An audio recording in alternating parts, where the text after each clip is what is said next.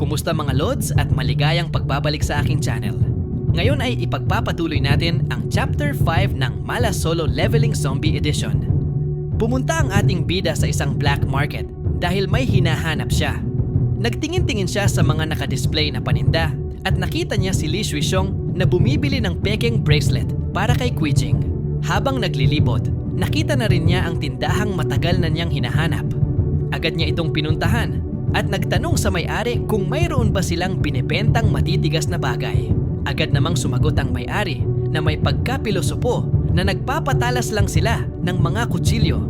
Aniya, kung gusto raw ng matigas na bagay, bumili na lang siya at siya na ang magpatalas nito.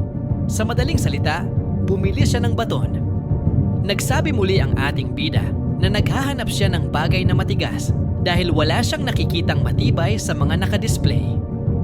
Nagtanong ang may-ari kung ano ba talaga ang hinahanap niya at kung naghahanap ba siya ng gulo. Bigla namang tumunog ang cellphone ng may-ari. Nag-transfer pala ng pera ang ating bida upang ipahiwatig na seryoso siya sa pagbili.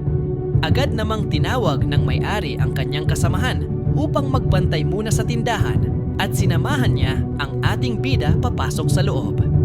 Ipinakita ng may-ari ang kanilang homemade na baril na nagkakahalaga lamang ng 2,000. Ngunit hindi ito nagustuhan ng ating bida.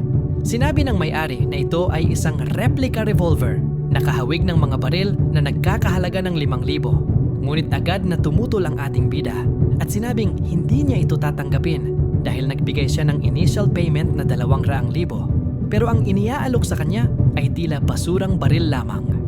Nagtanong naman ang may-ari kung ano ang ibig niyang sabihin sa initial payment. Ipinaliwanag naman ng bida na ang ibinayad niya ay 10% pa lang dahil bibili siya ng mga armas na nagkakahalaga ng 2,000,000. Napatanong muli ang may-ari kung sino ba talaga siya at tinawag pa itong Big Brother dahil sa malakihang order. Sumagot naman ang ating bida na dati ang kanyang mga tauhan lamang ang bumibili, ngunit dahil sa ilang pagbabago, siya na mismo ang personal na pumunta upang bumili. Dahil dito, agad na nilock ng may-ari ang pinto at sinigurong walang ibang tao sa labas upang maging ligtas ang kanilang pag-uusap. Sabay sabing, nahanap mo ang tamang tao at ibinulong niya sa ating bida na maglista ito ng mga bibilhin. Pagkatapos ay ibibigay ng may-ari ang address kung saan kukunin ang mga baril sa hating gabi ng susunod na araw. At pinaalalahanan siyang magdala ng pera upang matapos ang transaksyon. Matapos ang kanilang pag-uusap ay lumabas na ang dalawa. Nagtagpo naman ang ating bida at si Li Shuixiong at sinabi nito na hindi niya inaasahan na magkikita sila doon. Tinanong niya ang ating bida kung anong ginagawa niya dito at kung nais ba talaga nitong mamuhay ng komportable dahil ibinenta nito ang lahat ng kanyang ari-arian. Naisipan naman ng ating bida na subukan ang bago niyang kakayahan, ang Mind's Eye. At napasabi siya na talagang kapaki-pakinabang ito, gaya ng kanyang inaasahan. Sinabihan niya si Li Shuixiong na kaya pala niya naagaw si Qijing ay dahil sa mga ibinibigay nitong peke at second-hand na gamit. Na tulad ni Qijing, isa lamang siyang gamit na pinaglumaan, kaya ganoon lang ang halaga niya. Galit naman si Shuixiong sa ating bida dahil sa sinabi nito patungkol kay Qijing. Tinanong ng may-ari ang ating bida kung sino ba ang kausap nito at agad namang sumagot ang ating bida na kalaban niya ito. Pinauwi siya ng may-ari, sabay sabing sila na raw ang bahalang magturo ng leksyon kay Li Shuixiong. Sinabi naman ng ating bida na bahala na sila, ngunit huwag nilang papatayin si Li Shuixiong dahil may ibang plano pa siya para sa kanya. Takot naman si Li Shuixiong at binalaan pa ang mga lalaki na huwag siyang lalapitan, pero sa huli, pugpug sarado pa rin siya. Makalipas ang 2 araw, pinuntahan ng ating bida ang lokasyon kung saan kukunin ang mga baril na kanyang binili. Dahil dito, nakumpleto na niya ang task na maging handa sa paparating na labanan. Kasama pa rito ang isang bonus na +2 Physical Enhancement Potion.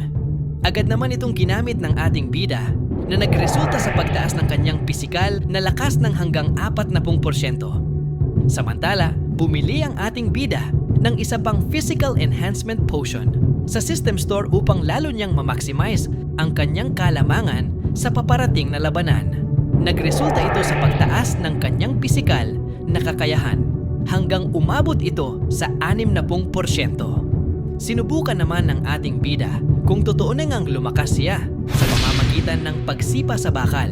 Nakumpirma niya ito at napasabi na sa kasalukuyan niyang kalagayan, tiyak na mahihirapan ang kanyang mga kalaban, pati na rin ang mga zombie. Pagkatapos, para sa seguridad ng kanyang mga baril, ay ginamit niya ang special ring upang doon ito ilagay. Nang matapos ng ating bida sa paglilipat ng mga baril, nag-isip siya kung ano pa ang dapat niyang gawin dahil sa makalawa ay magsisimula na ang apocalypse. Naalala naman ng ating bida ang matanda at napasabi sa sarili na kahit dumaan na siya noon sa kahirapan at panloloko sa gitna ng zombie apocalypse ay hindi niya maiwasang tumulong sa mga kapuspalad. Kaya't napagdesisyonan niyang puntahan bukas ang matanda upang bigyan ito ng supply para sa paparating na apocalypse bilang pasasalamat sa pagbibigay nito ng pondo na ginamit niya sa paghahanda. At dito natapos ang Chapter 5. Please like, comment and subscribe kung gusto nyo pa ng Chapter 6.